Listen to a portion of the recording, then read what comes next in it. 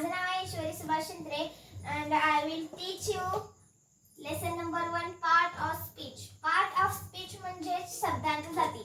शब्दांच्या जाती म्हणजे काय आहे तर इथे आज मी तुम्हाला सांगणार आहे. शब्दांच्या जाती म्हणजे निरनिराळ्या प्रकारच्या शब्दसमूहापासून वाक्य तयार होते. वाक्यामध्ये जे शब्द असतात त्यांचे कार्य भिन्न भिन्न असते. थोडक्यातच शब्द जे वाक्यामध्ये प्रत्येक शब्दाचे कार्य भिन्न भिन्न असते. आता पार्ट ऑफ स्पीच हे आपण इंग्लिश मध्ये त्याचं डेफिनेशन सांगणार आहे. Words in a sentence divide into different kinds according for their functioning in it. They are not part of speech. आता याचं आपण एक्झाम्पल पाहणार आहे पार्ट ऑफ स्पीच. आता Virat is strong.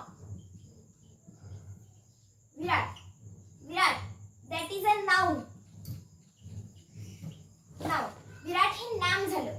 Is a verb हे क्रियापद झालं आणि हे त्याचं विशेषण आहे म्हणजे ऍडजेक्टिव्ह. आता हे तुम्हालाच माहिती आहे नाउन म्हणजेच नाम, वर्ब म्हणजे क्रियापद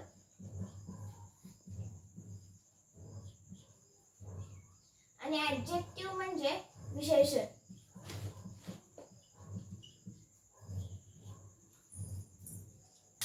आता एक्झाम्पल उदाहरण झालं तर Virat is a strong. Virat is a strong म्हणजे विराट हा एका मुलग्याचं नाव आहे. विराट हा स्ट्रॉंग आहे, मजबूत आहे म्हणजे विराट हे त्याचं नाम झालं, नाउन. इज म्हणजे वर्ब हे क्रियापद झालं आणि स्ट्रॉंग ऍडजेक्टिव्ह म्हणजेच विशेषण. चला तर आता आपण नाउन. आता आपण शब्दांची जाती पाहणार आहे. नाउन म्हणजे नाम.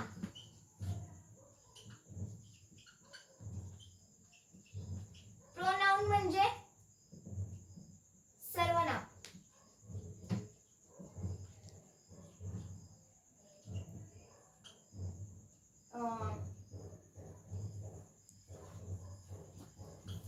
ऍडजेक्टिव्ह म्हणजे विशेषण.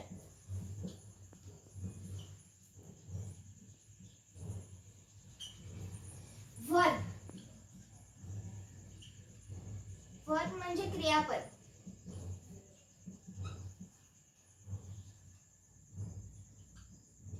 ऍडवर्ब म्हणजे क्रियाविशेषण.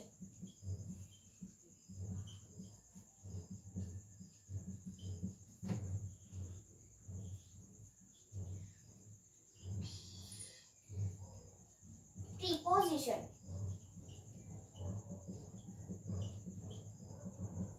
म्हणजे शब्दयोगी अव्यय.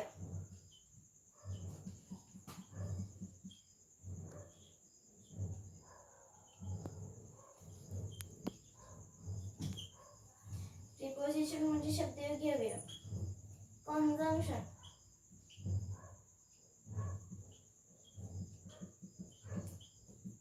कंजंक्शन म्हणजेच उभयन्वयी अव्यय.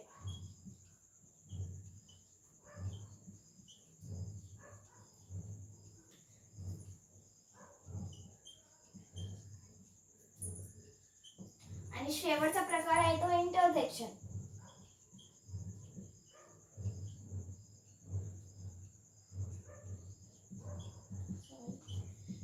इंटरजेक्शन म्हणजेच केवळ प्रयोगी.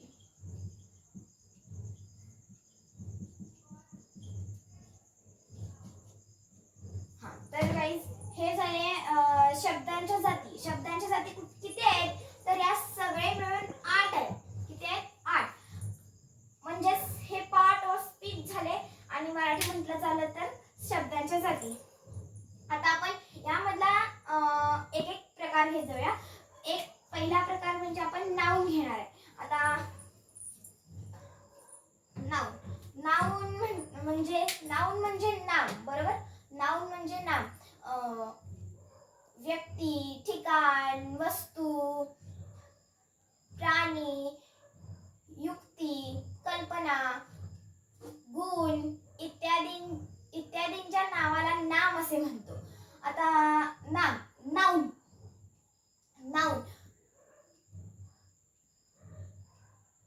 a word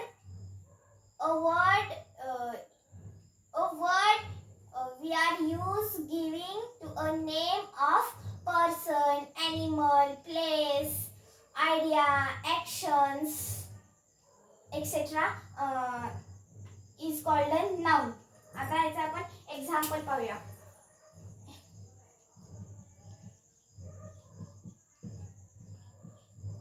example of noun आपण नाव, एका व्यक्तीचं नाव घेऊया. आपण आता घेऊया. हा, तर हे एका व्यक्तीचं नाव झालं. आता आपण काय म्हणू शकतो? ठिकाण. आता चिखली हे एक ठिकाण आहे, तर आपण त्याला नाव म्हणू शकतो. चिखली हे ठिकाण झालं. आता प्राण्याचं नाव. आता आपण कुत्रा, कुत्रा हे नाव झालं, त्यामुळे ते नाव. आणि dog it is a noun. Dog.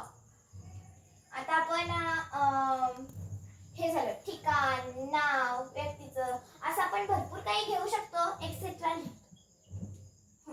हे झाले नाउन. आता आपण नाउनचे पडलेले काइंड्स पाहू शकतो. हे आपण पुढच्या पार्ट मध्ये पाहूया. त्यासाठी लाईक, शेअर अँड सबस्क्राईब